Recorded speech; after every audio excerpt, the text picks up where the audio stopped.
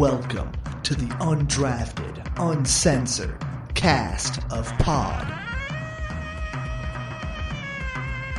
Hosted by Nick Archuleta. Mosted by Colin Zanker. And last but certainly is least, Joseph Goodwin.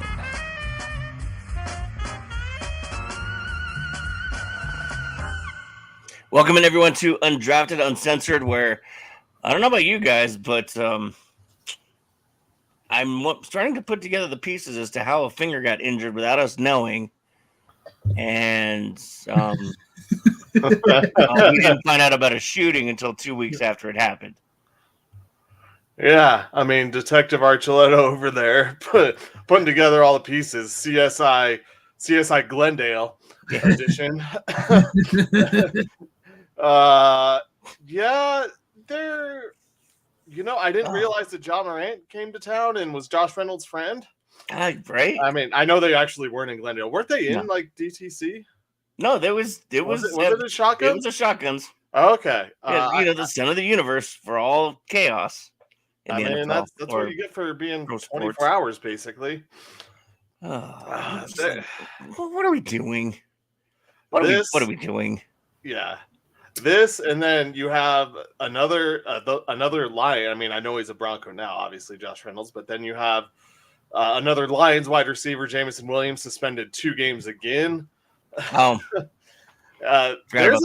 There's a problem with those Lions wide receivers, and it's not just the drops. Yeah, well, I mean, no wonder they didn't want to keep playing in the playoffs. Oh, let's just not go any further. I want to go home now. And well, but you should want to, because then you get to go to Vegas, right? And that's a mecca of strip clubs.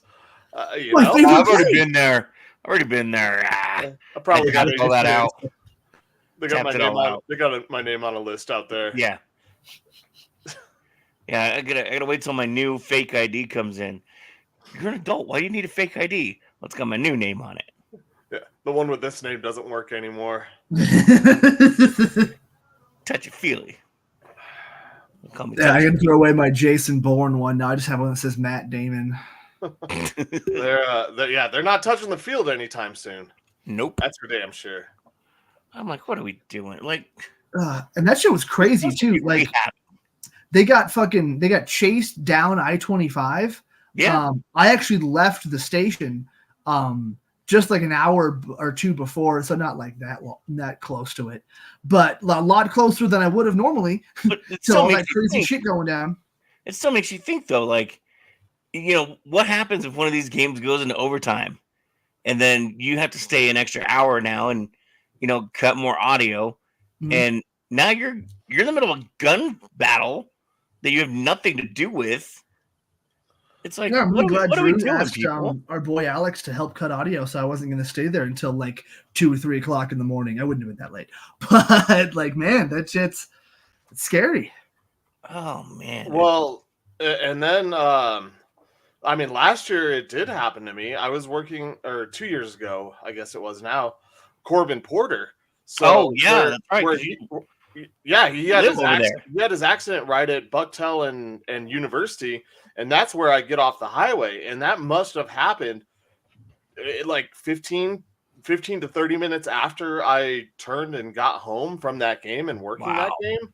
It wasn't long after, because I know I was at the station cutting audio, and it happened at some point overnight, and it wasn't that long. It was after the game, but it wasn't a ton after the game from what I remember. I mean, maybe I'm misremembering, but it is literally on the exact turn that I take to go home every night. Yeah. And it's scary to think that, it's that close, and, they're just, because they're, superstars, obviously not invincible. I mean, unfortunately, we know that here with Darren Williams from the past, and then the guys that were, Javon Walker, who was never the same afterwards. No. Yeah. No. I mean, he was poised to have a huge role in this Broncos team. And so you got to, obviously you hope that these guys get caught or everything gets caught and handled correctly, and Josh Reynolds gets healthy. But I don't know why some players just can't get away mistakes over and over again. You know, Corbin Porter. Get out of the hood. You can't take the hood out of the kid. Yeah, I just, it's And on one hand, like, he should have just been able to go to a strip club and hang out and have a good time. But there's something more to this in terms of history with the person, which has been alleged, or the guy was just out there looking for people to rob. And it's pretty easy to clock a professional athlete, especially in a club like that. They're going to have relatively nice clothes. They're going to have people around them. Especially if you recognize the person, like, because from the reports that I saw is the dude was watching them pretty much the whole time. Yeah, they knew who they were. They knew what they were doing.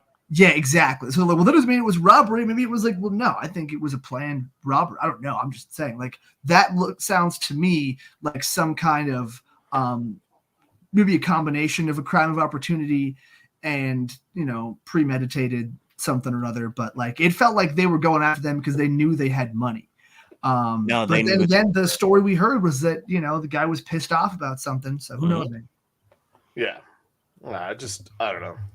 I'm not one to mouth off in situations a lot of times. Like, I talk crap and banter back and forth, but since when? It seems like no, like I'll talk crap, but when it gets escalated to those points, there's a line. Yeah. It's like I don't know what makes some people want to cross those lines, whether athletes or not, because maybe it was the other guys who crossed the line and they just continued it on. I don't care about being called macho or anything like that. Like, I'll walk away and I got better things to do. Yeah. Well, and it's one of those things too where, like, I'm 40, man. I got better things to do than fight with you in the middle of a club because I looked at your go wrong or something. Like, I got way better shit to do. I've got more stressors than you can even imagine. And honestly, your little beef with me is funny. So I'm going to walk away now. Oh, speaking of that, did you see, was it the Dallas game? The guy who was just smiling in home dude's face as he was, like, ripping him at the football game? No.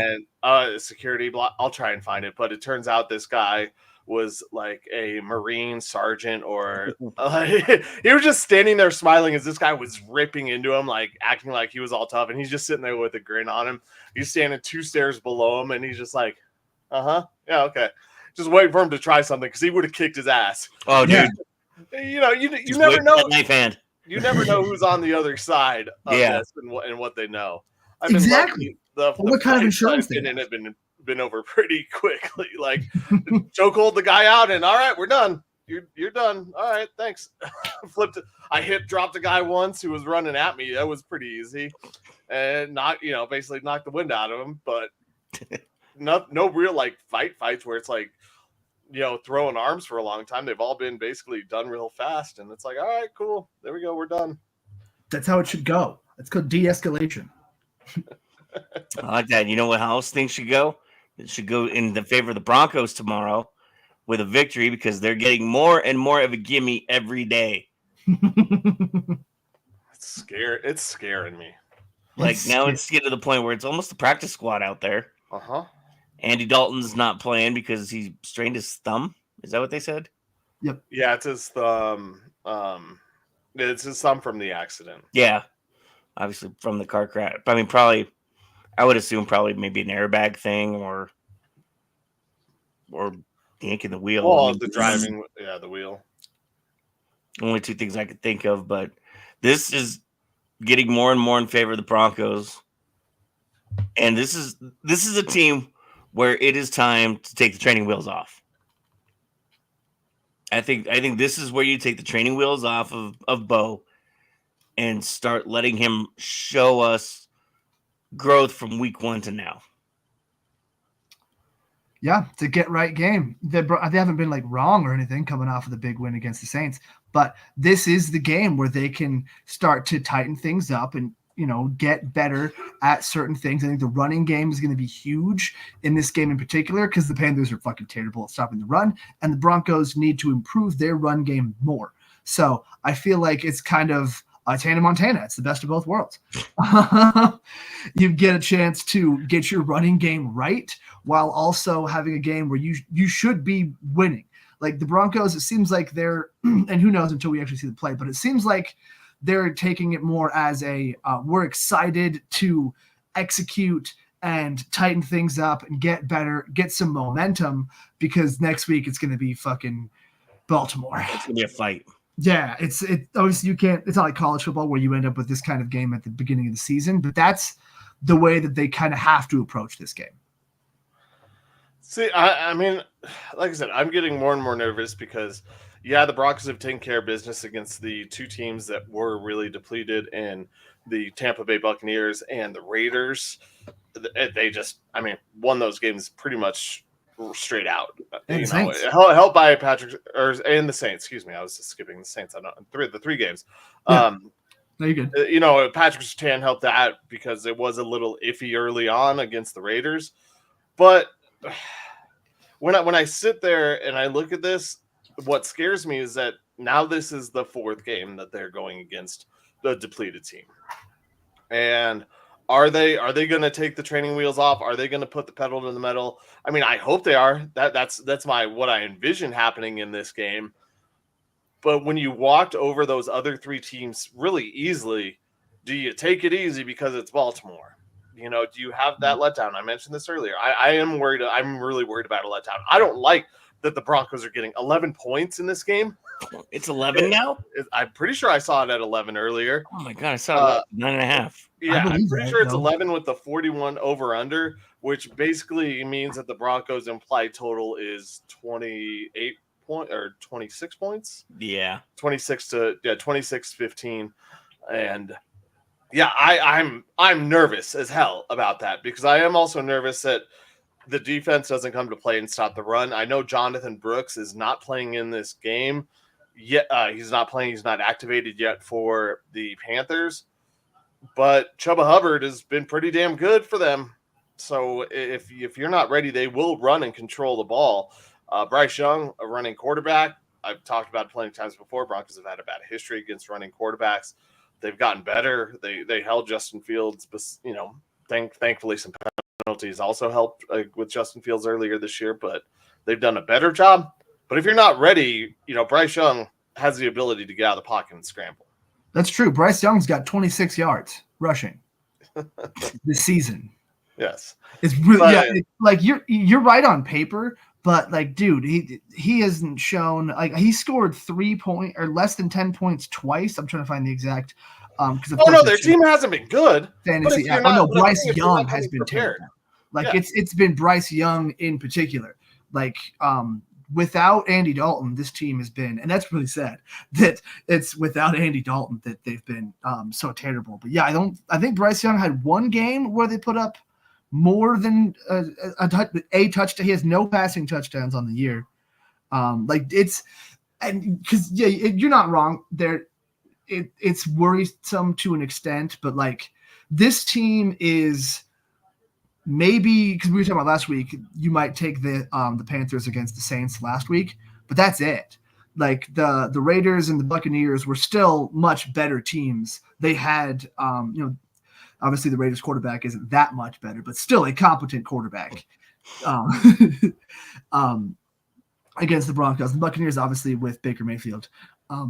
Those are two games that are almost like reasons why this should be really kind of a fucking blowout. It's one of those games where you feel like it's a loss if you don't win by at least a touchdown with how bad that they've looked with Bryce Young in particular. Yeah, no, and I totally agree. He doesn't have a lot of rushing yards this year. He had 260 yards last year in rushing. Yeah, I know, I was fucking with you. He is talented enough to run the ball. So if you're not ready, you don't come to play, then yeah, they will surprise you. They will come up and you'll get snake bit.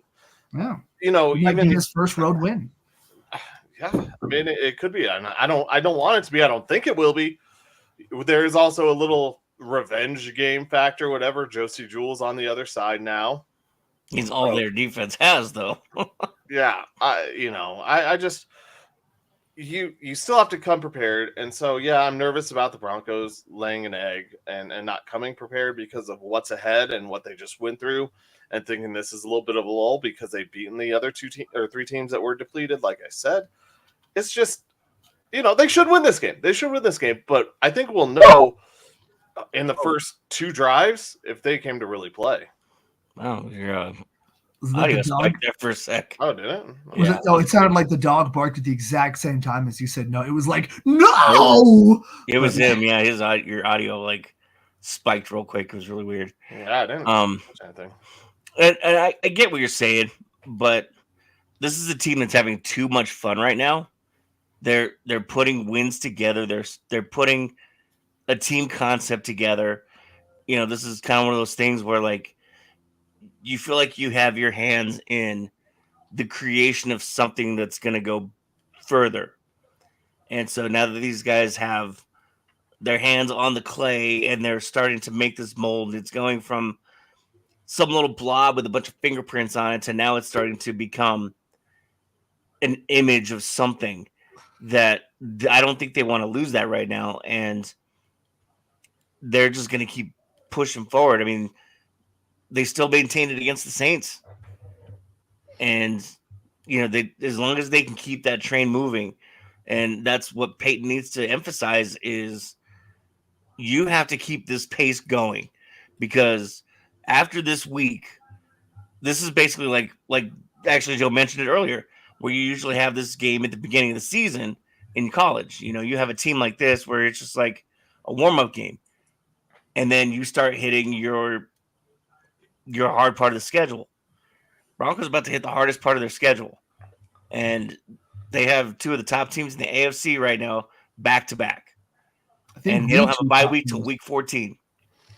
So it's time to, buckle that belt, blow your nose, and just get out there and clobber them. Well, and that's what I said in what I wrote down as far as the description of this. The Broncos better not treat this as another bye week, though. Like that's really what it comes down to for me. If they treat it like it's a kind of given bye that the starters are only going to play, a half or 3/4, then the backups are going to come in. Like they'll be in trouble if that happens. That's how the Broncos lose this game, obviously. And I mean, that's basically for any team if you don't show up, but it's especially scary for the Broncos knowing they're coming off of a very emotional game on a short week in New Orleans. They have the extra time. Now there's the news that Josh Reynolds was out looking at titties and getting shot in the back of the head, much different than back shots. And and the Broncos are playing without him, but I do agree. I mean, the Broncos, with Troy Franklin emerging, Cortland Sutton, we'll see if he can catch a ball this weekend or gets targeted. Nope. This might be a hyper targeted Cortland Sutton type of game after last true talk. So if maybe Vele gets back involved, I just sit and I worry, like I said, because they are a young team, and we have the Broncos have a lot more young guys playing now. We mentioned it a few weeks ago. I brought it up. Will Estime hold on to the ball? What happens if he goes in there after Javonte? Hopefully, can Javonte break 100 yards rushing? Can we get another 100-yard rusher? Whoa. That'd be nice. One thing at a time. We're working on the quarterback first. Well, this is the game. Javonte rushing for 100 yards would help Bo Nix. I don't want to talk about Bo Nix right now. He's still rushing touchdown. I'll take it. But no, Javonte Williams, whenever he gets 100 yards from scrimmage, the Broncos are undefeated. That's only happened like 4 or 5 times. 100 scrimmage yards total. Yeah. Okay. Yeah. I was like, he hasn't rushed for 100 yards in a game. Yeah, in his career, no. For like just rushing. But yeah, whenever he gets 100 yards total, the Broncos haven't lost. And thank you everybody for tuning in. Those of you that are on different platforms, I know we've got Facebook and everything going. We got Holly over here on Instagram. I didn't forget about you. I saw you over there. So thanks everybody for tuning in and watching. Tell your friends, tell your moms friends. Is that Bad Holly? Hollywood? It is Bad Holly. Hollywood. Yeah, Hollywood over on Instagram. Always up to no good.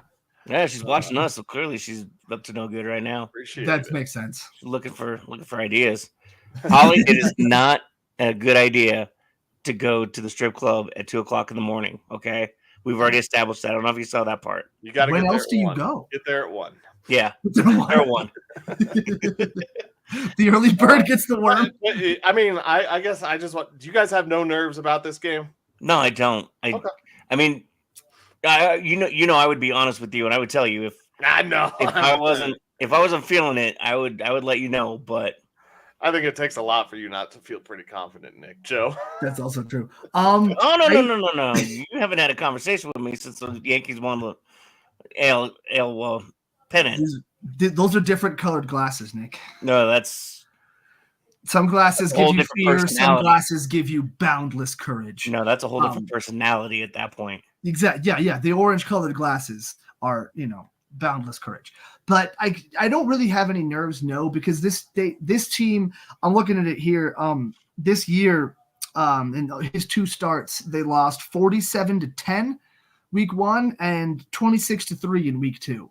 Yeah. So this is one of those historically bad teams that you just kind of have to beat.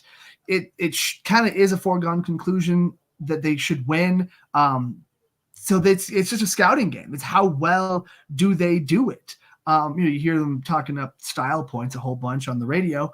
I don't agree with that in the sense of you need to, style on these fools and stomp on them and all that, but you just need to show that you're better. You need to execute at what you do. If that's Bo Nix barely getting 200 yards passing, but having a bunch of yards on the ground and being efficient, not throwing interceptions, I would take that. If it is the running game finally figuring itself out, getting Javonte over 100, or because Josie Jewell is slow as fuck, we're going to see a Jaleel McLaughlin game, which I'm totally cool with. Maybe a catch by a tight end. God damn it. Just one. We don't have any tight ends. I don't care. Last week. Kroll caught one. I know. I want another one. Well, you said a catch. Yeah, right? Exactly. I want them to keep. We got one last week. All right. No, yeah, now you're getting greedy. Yep. I'm gonna keep doing it too. I want one next week. We can see my tight ends or some kind of wide receiver or something. Dude, yeah. Here in a couple weeks, I want 2 catches. Would you like to see Dulcich being active, or is it just are the Broncos done with Dulcich? Whoa. I think they're done. I just want whoever's gonna actually be effective. This is Sean Payton's timeout. Yeah, if Dulcich isn't active, then that means timeout. Yeah, it proves that he's either screwing something up or just isn't getting it done for one reason or another. I feel like Sean Payton is that guy that will start the Vince Papale metaphor over the more talented player just because of whatever reason. So I think we're kind of in that, especially that's how it was felt with Franklin too. Yeah. So we'll see how it goes, but this is one of those just executing games. This is for us as a fan, we should just scout how well this stuff works. Because if this shit doesn't work against a terrible team, then everything's bad. It kind of tells you everything you need to know. If by some miracle they do something good, then yeah, fuck it. We're on to next season. I don't know. I think he's just done with him at this point. I mean, like I said, this is his way of putting him in timeout. I mean, we've seen he's not afraid to bench superstars, i.e. Russell Wilson. And I mean, it is what it is. He's not performing, and they, for whatever reason, can't or won't get rid of him. I don't know if this is maybe a trade thing where they're just keeping him around for now. But I don't know what he's in good timeout though. There aren't a lot of tight ends out there who have been injured. I'm trying to go through my mental list of tight ends on teams that are relevant who have been injured, and there really aren't any. So the value for Dulcich isn't much. And I was trying to think if New Orleans would have something, if you could throw him in with the trade, because Kamara. I know Kamara got his contract, and people are like, Kamara's going to stay in New Orleans for life. I don't think that's true. We talked about this the other day. Yeah, he got that contract from them, but it still makes it easier to trade. They're still in cap purgatory, much more so than the Broncos are. The difference with the cap purgatory with a team like New Orleans and the Broncos is the Broncos can convert all their contracts to signing bonuses and pay that cash right away. They're cash rich. So while they have contracts that are extended, once you convert that, you have to have the guaranteed money if you're going to convert it to a signing bonus for those players that right then and there. And the Broncos can do that. The Walmarts can do that. Yeah, they brought in that little smiley face who's going to roll back the contract. Actually, it's going to roll it forward and front load it. They have the ability to make those moves and bring in other players and pay their deals off. So if a guy like Kamara says, sure, I'll come play with you. Here, we're going to give you this $30 million up front. And just a off topic real quick. Well, it should transition us, but I'm just going to say it anyway. Gabe and Nate are both at the Nuggets game right now. Gabe and Nate? Yep, Gabe and Nate. Yep, they just showed him on the sideline. Oh, my God. I was thinking the other day, I was like, how is Nate there? I was like, how is Nate there because they have a game? I was thinking opening night because I was assuming Nate was going to give Jokic his MVP, just like gave Nate his. But that was obviously 2 nights ago. So yeah, I was like, wait, how are they there? The Avs are playing a game tonight. Yeah, that's when they were doing the double dipperoo. Yeah, that was game one. That was awesome. Yeah, that was their game one home opener. Yeah. Oops. You had me like so confused right there. That's why I do it sometimes, just to keep you on your toes. It's Saturday now, so it's official unless you have it for the victory formation. I don't. I didn't think so. I say take a Broncos defensive touchdown in this game for sure. Okay.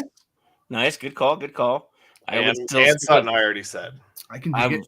I was going to say I would still stick with Cortland under 3.5 receptions. It's under 3.5? I don't know if that's what I had last time. I think, and it worked out for me. I have it right here. I'm pulling it up right now. Don't worry, guys. We're gonna get it. I think you're wrong. I'm going over on that. You think he's gonna? No, they're not gonna target him. Yeah. Why wouldn't they? He's plus money at 3.5. I'm betting it right now. $25 plus money at over 3.5. Over 3.5. Yes. After a 0 reception game and the talk about Sutton not getting a look, they're going to try and get him involved. I don't know. Unless they're especially if the Broncos are trying to trade him and move on and get some value for him. Obviously, the NFL knows some of what he can do, and the Steelers might want to. The Steelers will probably be the team interested because Pickens and Sutton on the same team. You have a dynamic wide receiver who can make all the catches. Yeah. And then you get Russ's safety net, where he'll just throw it up and the improbability of making a play just somehow becomes possible. We saw that last season.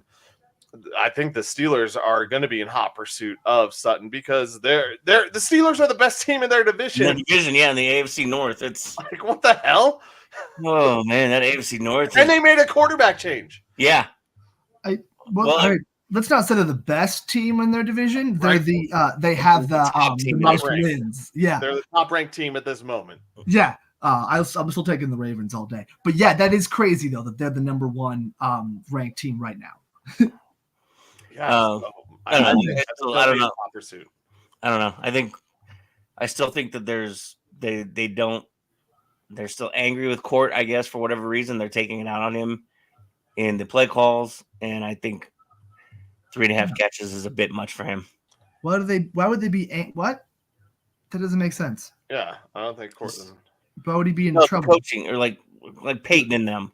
Why? What? I think he's in a little timeout too. Yeah, I think he's in a mini jail, like in the hockey penalty. Yeah, jail. Yeah, he only got the he got a 2-game timeout.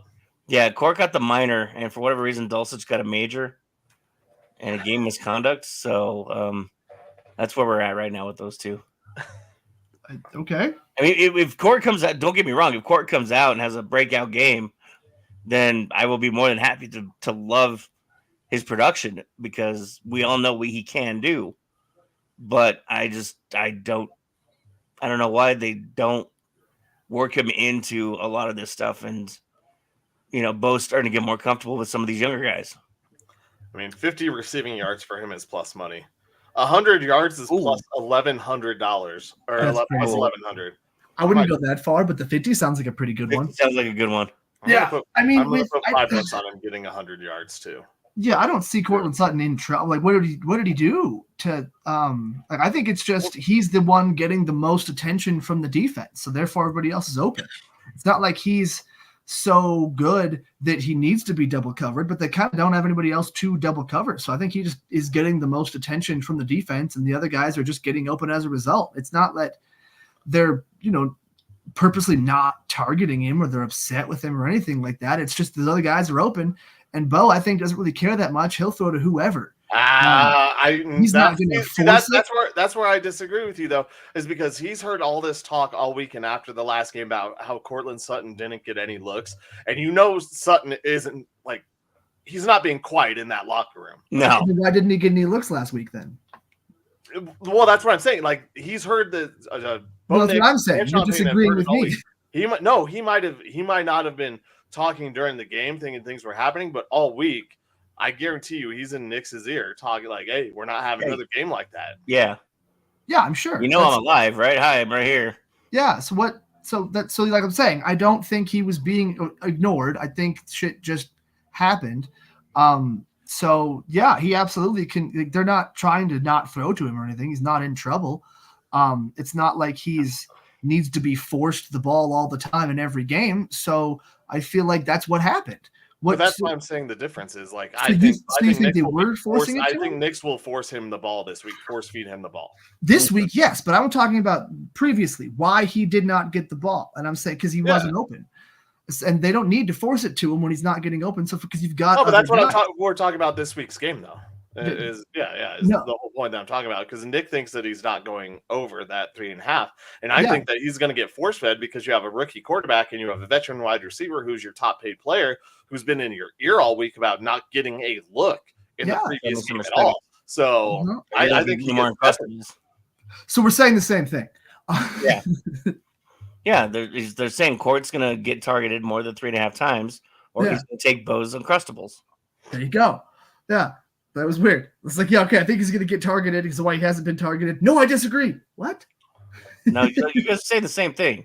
Yeah, we just said the same thing. Here, take a timeout, go get yourself an Uncrustable, come back by the end of the show, you'll be better. If I had one. Defrosted. Man, if I had an Uncrustable, let me tell you. I'd have to go make it. I got 3 boxes of them right now. Good. I was wondering why you were thinking about Uncrustables so much. Well, I need them for my double headers when I call games. Oh, I know. I mean, I take them on flights with me. I make my own. You know that. Yeah. Well, I mean, I've got tortillas too, so I'm that brown guy that makes peanut butter and jelly on a tortilla. Mm-hmm. Oh, you know what's great? The Everyone tortilla, does that. cream cheese and jelly. See, I miss like I would go to my grandma's house and she would make them like fresh, take the top one off, put butter on it for us right away, like that melty butter on that tortilla. Oh my god! There you go. I'm gonna have to call my mom. I think she's gonna make dinner plans change now. Tortillas. All right, sorry about that, guys. Nuggets, by the way, they're still existing. They did end the half trailing, or in the quarter trailing, and so they dumped themselves an egg on their opening night. That was a lot of fun to watch. I almost went to the game. I bet you're glad you didn't. Yeah, that was. And they're still trailing to the Clippers right now with 6.5 minutes left in the half. This is that was how can a team coming out of preseason look so exhausted? I think they just looked lackadaisical. I don't think they looked tired. I think they just looked bored. They looked like they were already preparing for the long season. Like, fuck it, there's 81 more games. This one doesn't matter that much. We're just out here, classic slow start from Jamal. I don't know if they were tired. It just felt like they didn't have the motivation, or something wasn't there. But Christian Brown showed up, got way more points than I expected in his debut, but in a loss, who cares? The tough part is that you said it, Joe. I mean, it's early, there's a lot more games, but the Nuggets do need to care about these games. Mm-hmm. We saw last year, even though you lost with home court advantage against Minnesota, you still want that. And it came down to the final game of the season where the Nuggets got lucky to get the seed to get that home court in all reality. So yeah, this game doesn't mean that game didn't mean anything as far as the 82 game season, but it does because the Oklahoma City Thunder waxed your clock.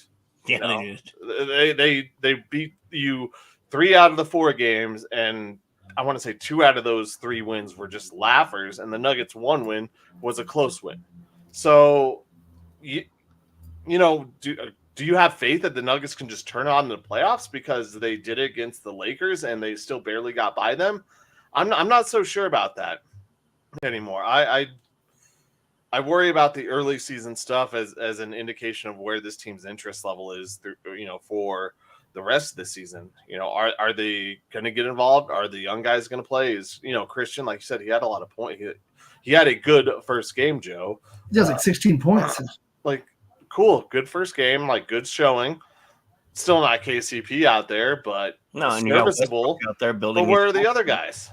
Where are the other guys? Yeah, Westbrook. I mean, Westbrook was supposed to be one of those guys off the bench. He's out there building his house. He hit that 1-3. You don't earn the nickname Westbrook without actually earning it. Good point. Forgot about that. I don't know. I mean, this is almost getting to the NFL level of the first 2 weeks, you can't really trust who your team is at that point because nobody's conditioned, well, except maybe Joker, because that dude just runs and works out all the time, it seems like, once preseason starts. But I mean, Christian's in his 20s. He's going to have that stamina. Joker's just a leader. And it just, Jamal still, I still don't know if Jamal is ever going to be 100% until after he retires. Because, I mean, he's not looking real great right now. MPJ is MPJ. I mean, he put up a lot of points himself without a lot of threes. So that's a pretty good indicator that he's going to at least adapt his game, which is nice. But again, 1 game. We'll see. Yeah. Aaron Gordon's hit 3 threes in a game before. Doesn't mean that he's going to become a 3-point shooter. So we'll have to keep seeing. We'll have to keep. But yeah, Jamal Murray, classic, always starts off slow. He never comes in great shape. The best shape I think he came in to the season with was the year they won the championship because he was rehabbing and he also was able to slowly wean himself in, so he wasn't playing a ton of minutes anyway. Yeah. Yeah, it just feels like they're not in the same season form that everybody else is in. No. I'm not going to say mid-season form yet, but they're not even at the same early season form the rest of the league is at. Can the Nuggets split Jamal Murray's contract in half for the half a season he plays? Can they just say, all right, if you're only going to play half a season, you get half a season worth of pay, and we'll split it out over the next 10 years instead of the 5-year deal? Just give him the dosage treatment. Just Bobby Bonilla. Healthy scratch. Yeah, just make him a healthy scratch until March. And then when March Malone did that with MPJ. I mean, I know it was when MPJ was younger, but why don't you sit his ass down, man? I don't know what. I think Malone sometimes him coming off the bench for Team Canada, him playing like crap in the Olympics, all of these things. What is he not getting that he is not the guy that can just show up and play? No, you said it. The 1 year he showed up, Joe. You said it. The 1 year he showed up in shape, ready to go. They win the championship. I think I don't know what he doesn't get through now. Maybe now that we've won the championship, we got a ring, we got the banner. We did the whole 9. He got paid. That it's we can coast into a championship now because we're the Nuggets and we're supposed to. So we're supposed to be there. That's not how this works. It's not how this works at all because there are several teams across several different leagues that could do the same thing. Oh, we're so-and-so. We deserve to be there. And you haven't sniffed a championship in God knows how long. We're watching the opposite happen with the Kansas City Chiefs right now. because they know they can get there, and they know that all they got to do is make the big plays that when they matter most, and that's it. The Nuggets are not that. Yeah, but they're 6-0. Exactly. That's what I'm saying. Like they're seeing winning the opposite. games. Yeah, they're one of the few exceptions to that rule. The Nuggets are not. Haven't been that in a long time. They kind of were the championship year, but that's also because they had a guy to come in Bruce Brown for Jamal Murray, who could do similar things, not the same things, but he could get them through the non-Jamal times while Jamal got back, and then it was the comeback story, the redemption. Look, here he is. This is our guy. This is what we've been missing. We never had Jokic, Gordon, Porter, Murray together. It was either, it was Jokic and Gordon, and then it was before that it was Jokic and Porter, and it was, you could never get everybody together. And we finally had it all here, and it's like, fuck yeah, here we go. But that's not going to happen again. And like Jamal can turn it on to an extent, because that's what he does every playoffs. But you can't rely on that, because he also did it while hurt last year. And what he needed to do most of all is what Colin was saying. He needed to be sat down, definitely in the playoffs. First game, maybe second game, just get back right. And if he's pissed off about that, good. Jamal Murray plays better pissed off. I kind of want him pissed off to an extent, trying to prove everybody wrong, because then you actually get and I hate to say it, but you know what? If it pisses him off and gets him to play better, you get Bubble Murray.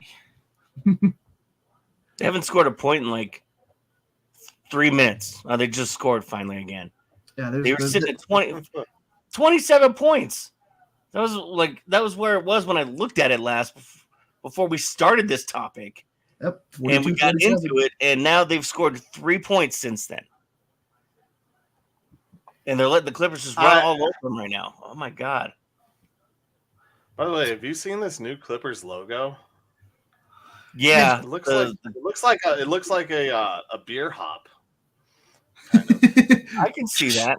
a little beer hop going. I don't know how that's supposed to be a Clipper. I don't know what that's supposed to be on there.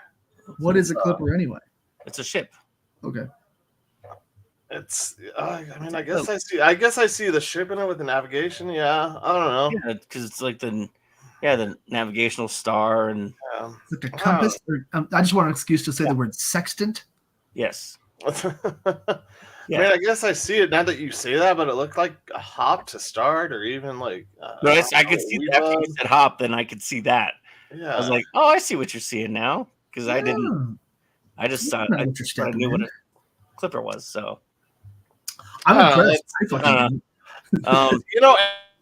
And I think Bones Highland isn't even. I'm pretty sure he's a DNP tonight. I'm pretty sure he's not even active. So it's not even like you have a guy coming in for a revenge game against you. Did he ever get a ring? Did we ever find out? Oh no, he didn't. He did not. He did not. Okay. What? No, I thought he did. Bones? No. Bones. Yeah. We just said Bones. Yeah, Bones didn't get a ring. I thought he did. No. Because the Nuggets were talking, they were asked about it, and someone just laughed and said no. Okay, there it is. Yeah, I remember there was talk about it because he did Porter's podcast, Curious Mike, around that same time when they came into town. So I thought they might have given him one. But okay, cool. Right there in big bold Google. Oh yeah, I saw the same thing. Although on mine it was Chat GPT, so it straight up just says no. Nice. No, he did not. Yeah, they talked about that, and some guys, I think, when they were asked if he was getting one, just kind of laughed and were like, "No." It goes to show you though how much deeper his shenanigans went than what we were able to see and experience. Because I mean, how often do these guys actually say no to a championship ring to a former teammate that gets traded away? I mean, 9 times out of 10, if you spent a week with them, they're like, "Oh yeah, he was cool. Give him a ring." And yeah, especially if the piece you traded for did help. I mean, I'm not saying that it was a huge help in trading him. It did help him out of it. Yeah, it helped getting him away from the team. Yeah. But the piece that you got for him wasn't a huge help. No. Yeah, they got those 2 second-round picks that they ended up trading along with Reggie Jackson for nothing. Yeah, to give away more cash. Yeah. But you really don't see that often. It just what a bad influence he was, or at least at the end of his tenure here, how bad he was in the locker room for the team. Oh man, and like we mentioned earlier, they've got a couple famous fans sitting courtside, Nate and Gabe. As the Avalanche have managed to get themselves to 500, they had to sweep a road series to do it, but they finally somebody finally put the boots to the Utah Hockey Club. Most teams were having a heck of a time trying to get through them, and hey, it worked. It's a win. They're sitting at 4-4. Now it's time to turn it up. I don't know what happened, but that Avalanche team for the first 4 games can not come back, and I'll be happy. You know what happened? Goaltending. I was to say they made a goaltender change. Yeah, Juice is in there now, and the juice is loose. Yeah, he's looking good. Yeah, he's out there pulling a double dipperoo. I don't know if I believe that for the rest of the season. No, I'm glad it's working right now. I just wanted to say double dipperoo again. And that's what Bedsy's going to do too. He's going to ride the hot hand until he can't, and then either they go down to the AHL and pull somebody up, or they slap these goaltenders across the face, tell them go to center ice and fight it out, and then whoever comes out victorious gets to take the net again. Yeah. This is Sparta. There you go. Juan Osgood style. Yeah. Oh, dude, I miss some of those hockey fights sometimes. Dude, it was so good. They literally skated to the fucking logo and beat the shit out of each other on it. It was so good. Well, that's the reason there's that rule now where they can't cross center ice. 100%. Love that guy. Oh, it's so sad that he was a terrible fit as a coach for the Avalanche. Well, he came out and talked about that the other day. Oh, really? Yeah.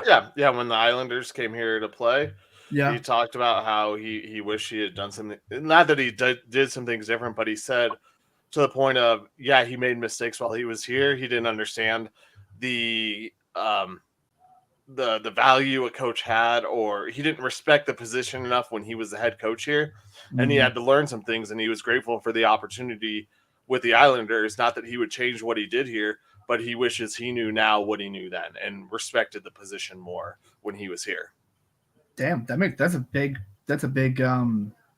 admittance. That's huge. I like that. Yeah. Because it didn't feel like he was terrible. It just kind of felt like he wasn't ready. And the stuff that he wanted to do ended up happening anyway. It's just in a different way. With the big things, he wanted to trade Matt Duchene, right? And again, too, he's one of those ultimate superstars that has a hard time transitioning from coach or from player to coach, because everything I did, I was amazing at. It's not that hard. You should be able to do it too and be as good as me. Yeah, we know you will. And nobody's going to be Patrick Waugh ever again. On the ice, especially. Well, he was sitting there in practice taking shots from the guys and blocking everything. Yeah. He still wanted to play. Yeah. I mean, that's like me trying to play with that's like me trying to go play with the college travel team now. I'd get out there and be like, yeah, kids, I can still kick your ass. I mean, eventually I'd be like, no, but some kids I'd be better than. Man, are you sure this bat's 31 ounces? This thing's getting heavy.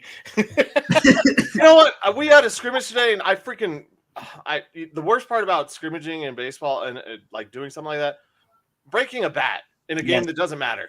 That's the worst. Like I heard it, hit it, and this kid was throwing some pretty nasty stuff, and I just kept fouling it off, and he got one on the handle and hit it, went down the line. I was like, you gotta be kidding me. I was like, sweet. At least it was a blend bat, so it was only like $50 or $50.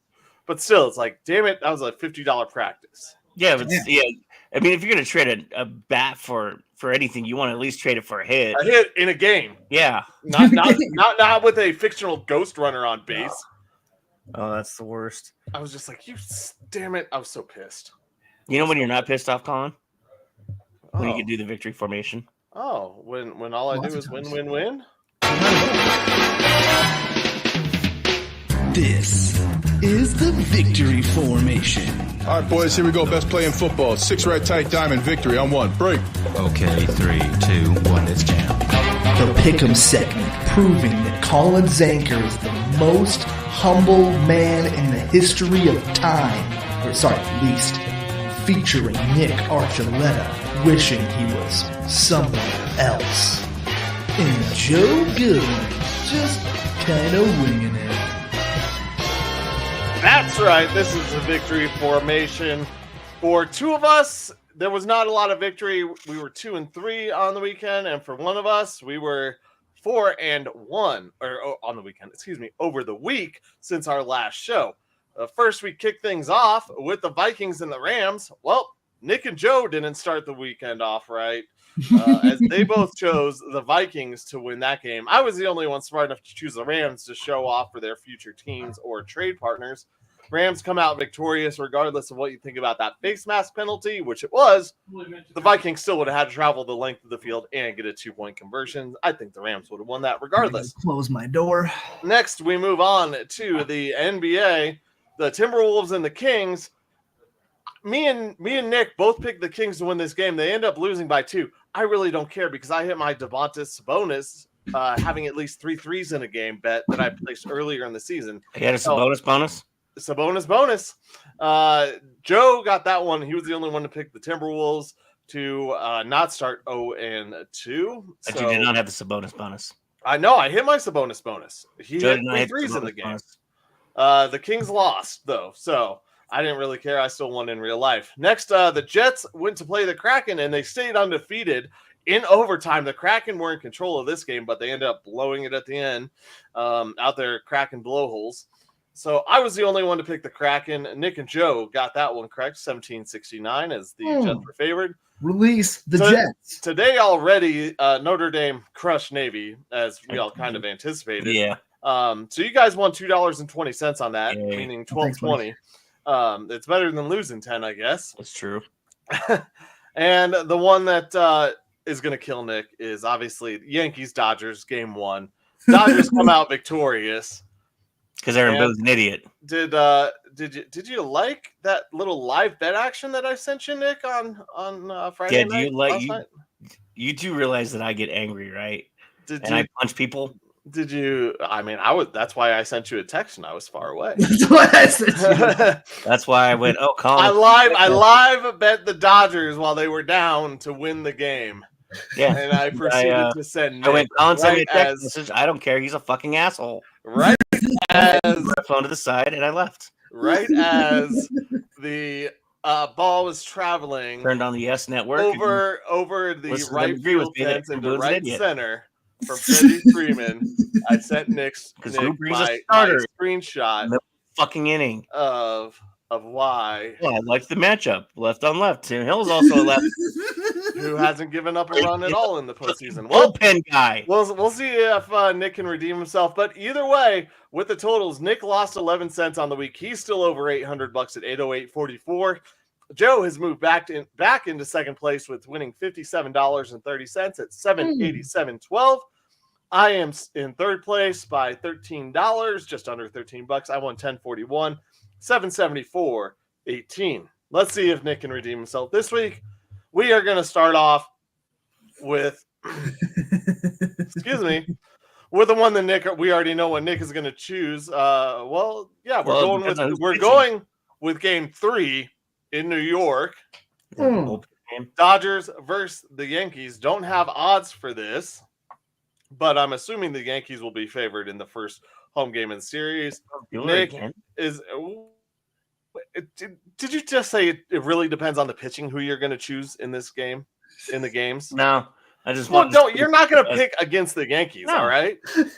But who's pitching? Hold on, we got to see. Though. It's a possibility that you're going to choose the Dodgers. This is too much. Okay, Joe. Well, if it was real money, I would. No, you wouldn't. No, you wouldn't. You would not put it on the Dodgers. Nick, let's not pretend. All right. All right. So Nick is taking the Yankees.